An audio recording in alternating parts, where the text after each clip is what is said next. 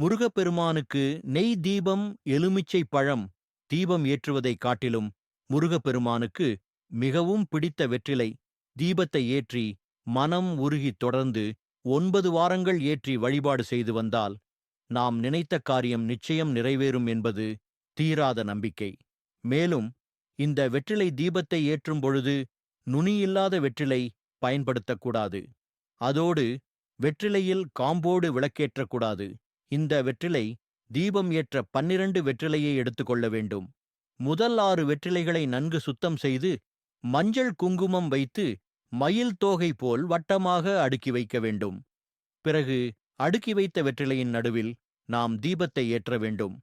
பிறகு அதில் 2வது 6 வெற்றிலையில் காம்புகளை கிழித்து காம்புகளையெல்லாம் விளக்கிலிருக்கும் நல்லெண்ணெயில் போட்டுவிட வேண்டும்.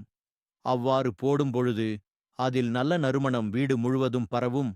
அதோடு இந்த வெற்றிலை தீபத்தை செவ்வாய்க்கிழமை அதிகாலையில் 3 மணியிலிருந்து 4 மணிக்குள் ஏற்றிவிடலாம். அல்லது இரவு 8 மணி முதல் 9 மணிக்குள் ஏற்றி வழிபாடு செய்யலாம். இவ்வாறு வழிபாடு செய்யும் பொழுது நம்முடைய மனம் தெளிவடைவதோடு முருகன் அருளால் நம் வாழ்க்கை வளமாக மாறும்.